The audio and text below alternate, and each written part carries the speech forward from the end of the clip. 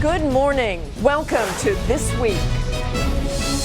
The fallout. I got the ambassador on the other end, and he said, Greg, we're under attack. New hearings and new revelations on Benghazi. Is it a political cover-up? The White House has done everything possible to block access. Or politics as usual? Republicans have chosen to politicize this. Will it hurt the president or Hillary Clinton? We'll ask our headliners, Senators John McCain and Jack Reed. Plus, I don't make decisions based on perceived. Obama's red line on Syria. This is a hell of a lot more important to me than running for president. Chris Christie's surprise. Jump up on in there. And on this Mother's Day, Okay, you all set? top moms in Congress in our Sunday Spotlight. We have a women's bathroom right off of the floor. First time in 200 years. From ABC News, This Week with George Stephanopoulos. Reporting from the Newseum in Washington, Martha Raddatz. Hello again. George is off today. Great to have you with us. The political storm over Benghazi is brewing anew this morning. The Obama administration on the defensive after ABC News obtained emails showing extensive edits to the disputed talking points issued after the attack. When one version suggested al-Qaeda affiliates took part and the CIA warned of threats, Secretary Clinton's spokesperson objected, writing that could be abused by members of Congress to beat up the State Department for not paying attention to warnings. So why would we want to feed that?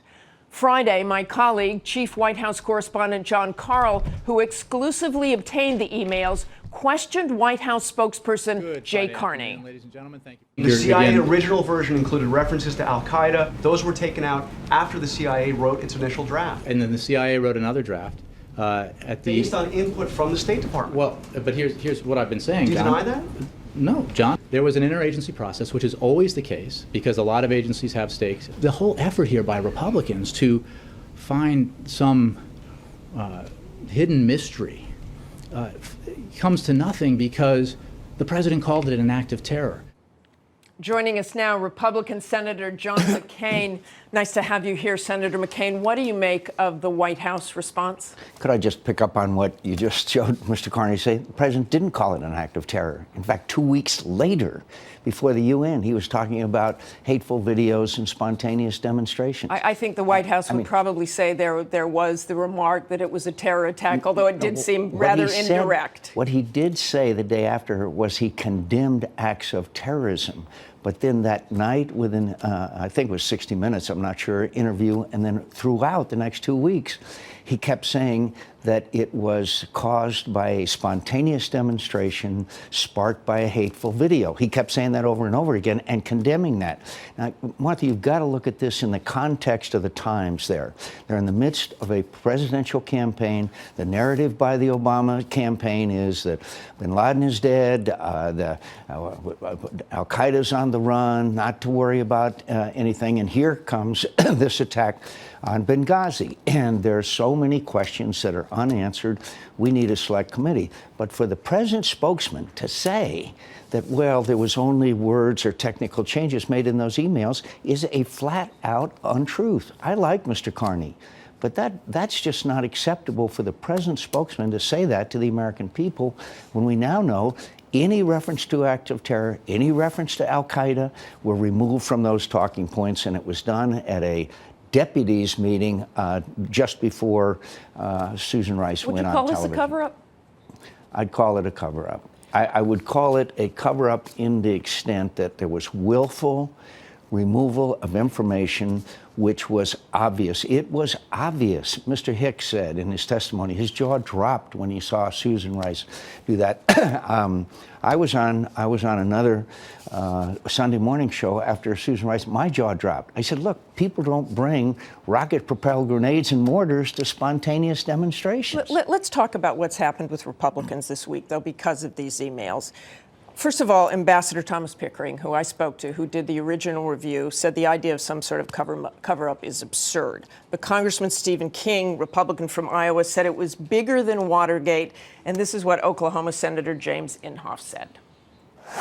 People may be starting to use the I word before too long. Okay. The I word meaning impeachment. Yeah.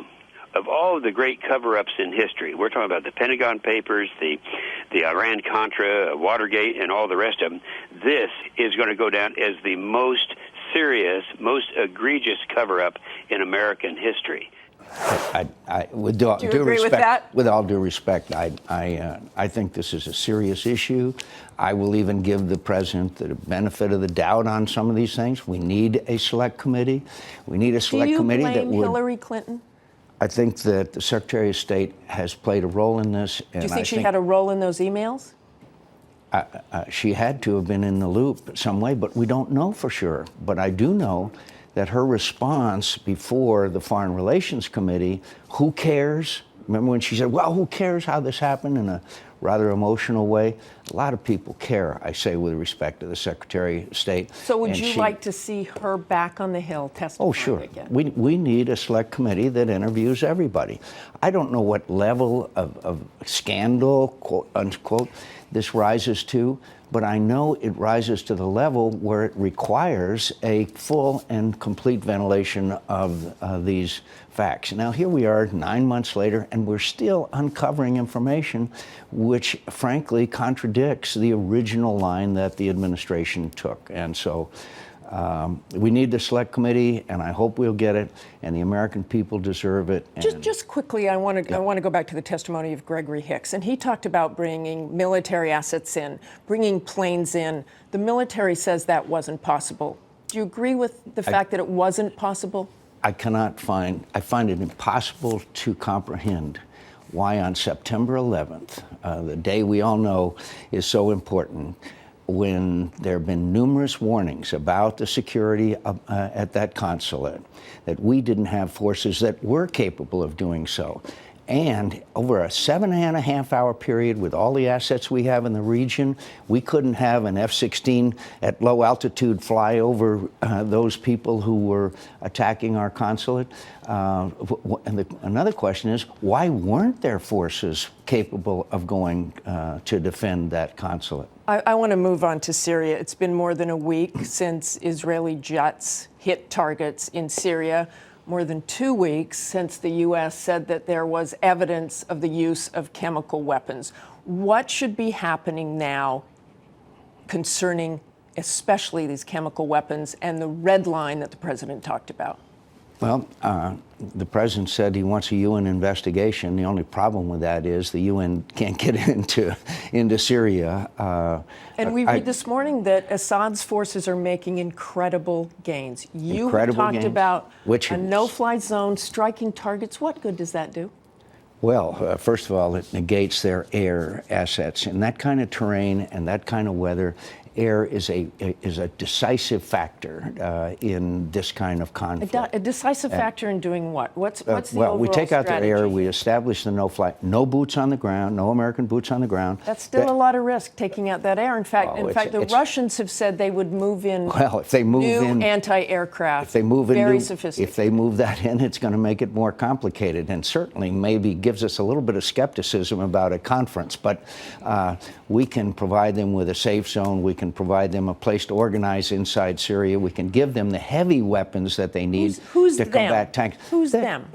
I know them. I've met them. They're there. But how do you keep out good rebels and bad rebels? You've got Al-Qaeda rebels running around Martha, as well. these are legitimate questions you're asking, but they are there, and you put them inside Syria. Then they have a Benghazi. Then they have a place to organize, to identify the right people.